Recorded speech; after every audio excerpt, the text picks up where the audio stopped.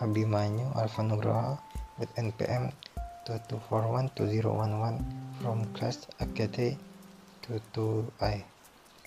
And here I will be explaining about traditional approaches to theory formulation accounting.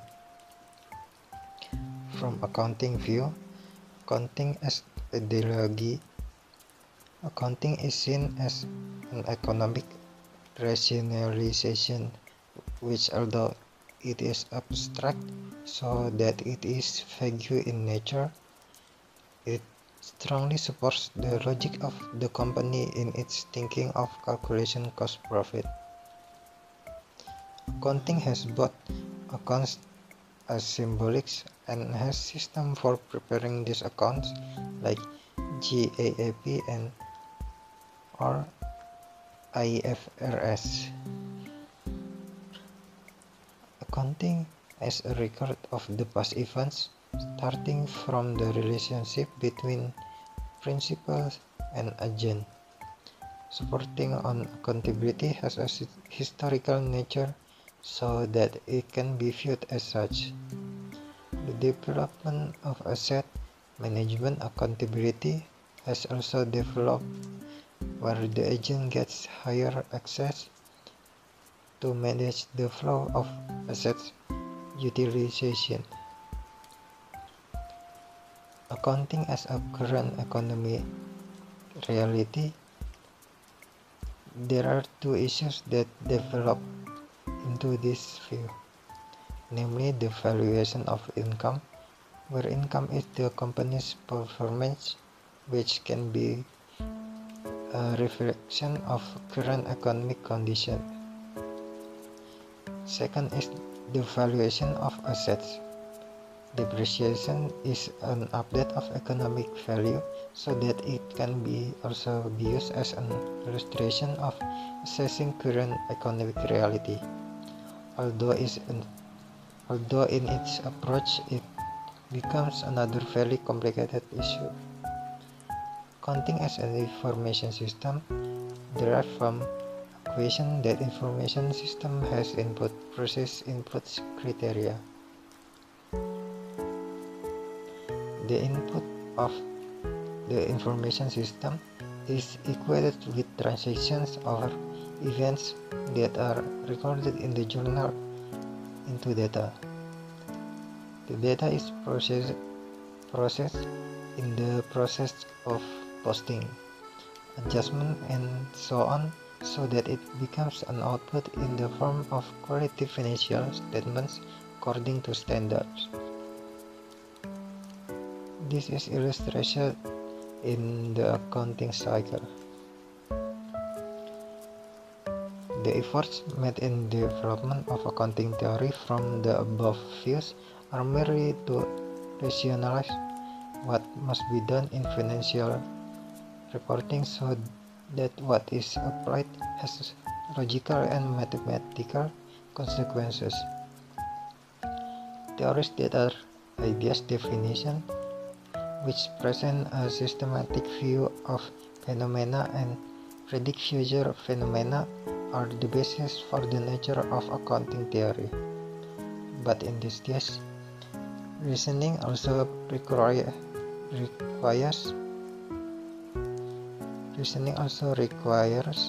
proof and validation of the theory. Accounting must be subject to empirical testing to strengthen its theory, where the phenomena that arise can be explained by the theory. If there is no similarity, the theory needs to be overhauled for review until a theory is obtained that has sufficient verification to be recognized.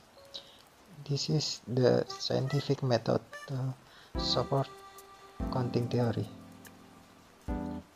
Next is accounting theory formulation methods. Accounting theory development methods have two methodologies. First is descriptive methodology. Accounting theories tries to answer that question what. In this method, accounting is considered an art that cannot be formulated and therefore The method of formulating accounting theory must be explanatory or descriptive. He explained and analyzed existing accepted practice now. Here the behavior of accountant is observed in relation to applicable accounting principles. This method is also called descriptive accounting or descriptive theory of accounting. Second is normative method. In this method, accounting is considered a regulatory norm that must be followed and does not care whether it applies in current practice or not. Normative theory seeks to justify what should be practiced. For example, a statement stating that financial statement should be based for a certain method of measuring assets.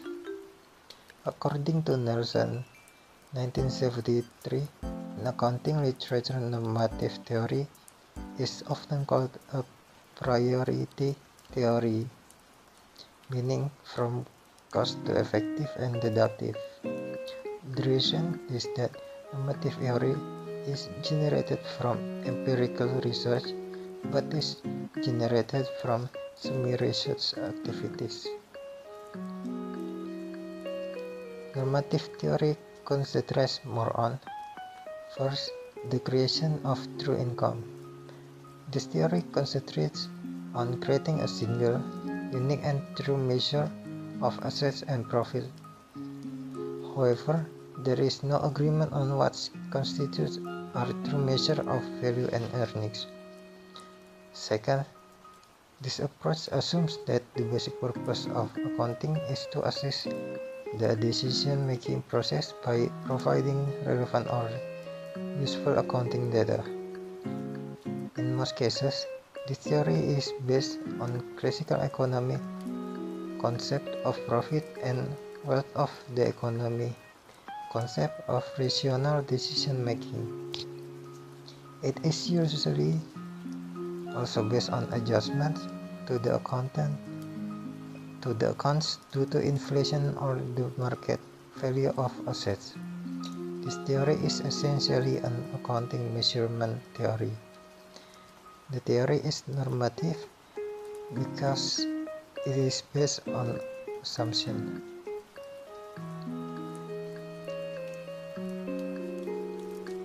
First, accounting should be a measurement system.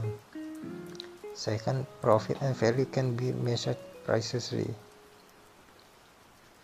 Third, financial accounting is useful for economic decision making. And fourth, markets are inefficient. Next is approaches to accounting. In non-theoretical,